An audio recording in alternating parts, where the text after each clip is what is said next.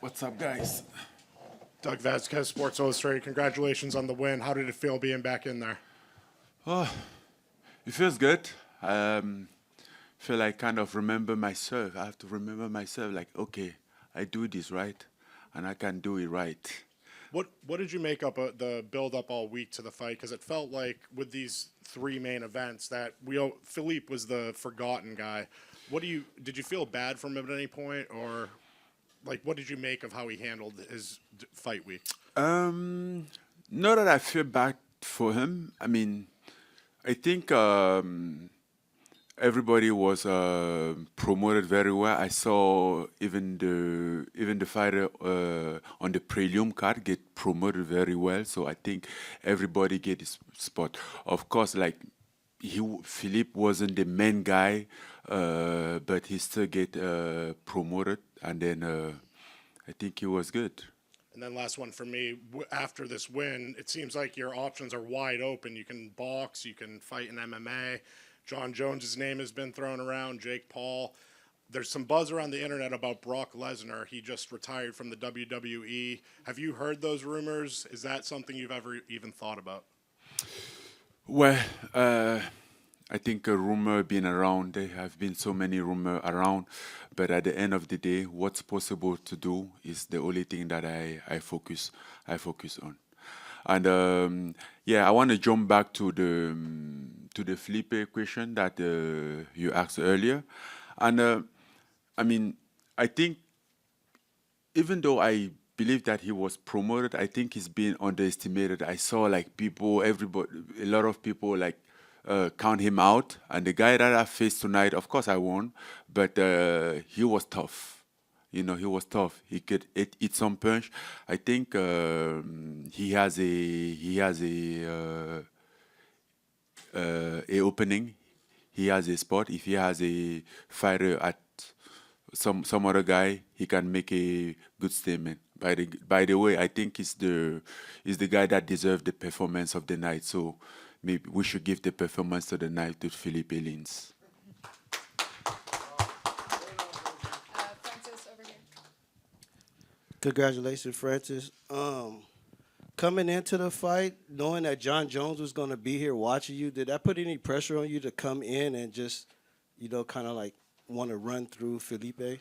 No, absolutely not. Tonight, Jon Jones was just a fan watching the fight. Perfect. My second question is, did you get to speak to Felipe after the fight?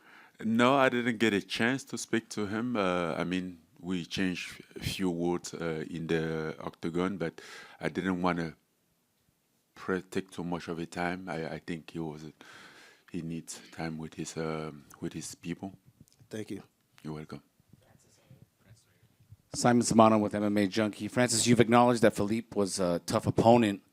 How did you feel in there physically? Did you feel like your conditioning was good to go farther than round one, if it had? Bro, you have no idea. My conditioning was best than ever. Like basically after the first hit, and then he kept going. I'm like, okay. I think. By the way, I didn't know I was going to finish in the first round. At some point, I knew we were going round two. The fight was going on, and then I think I just clip him at some point, but I was prepared. I'm like, okay, this fight is going, it might go to the distance or something because this guy can eat some punch. So I was prepared. The opening just happened. Earlier this week, you were asked about Jon Jones being in the building, and you said it was very interesting. We'll see what happens. Ultimately, when you got here to fight night, were you annoyed that he was here in the building, that you even had to, engage with him in any way? No, I wasn't annoying. I mean, again, regardless of however I want to fight Jones, I think he's a great fighter, if not the greatest, and then I have a lot of respect for him. I wouldn't be ignoring if he's in the room, right? There is a competition, of course, but at the end of the day, we have to acknowledge what everybody is. It's not like a war. We are not in war. We are in competition. And the last question for me, just to ask point blank, just how realistic is there an actual pathway to get to the Jon Jones fight? We know he's locked into a contract, but what is the actual pathway? Do you see it?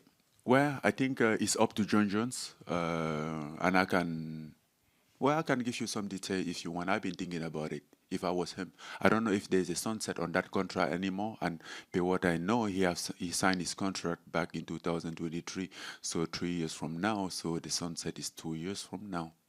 I mean, I'm just saying, hypothetically.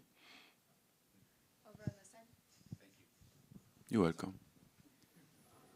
Congratulations, Francis, right here. Saeed from Combat Sports Today. I don't know if you noticed during your walkout, Dana White went live on Instagram and announced Conor McGregor's return. Did you realize that or no? And how do you feel about it? And what the fuck do I have to do with that? I mean, so I should stop my workout and look what is going on with? No, well, I mean, people during the week were saying that he was going to announce it I during don't care, bro. Okay. Let's move on. Life goes on. I'm doing my stuff here. I'm doing good. I have no problem. Everybody can do whatever he wants. And did you hear Robeles de Spain call you out after his knockout? And Yeah. what do you feel about that fight? That feels like an amazing fight right there. Ah, you feel so?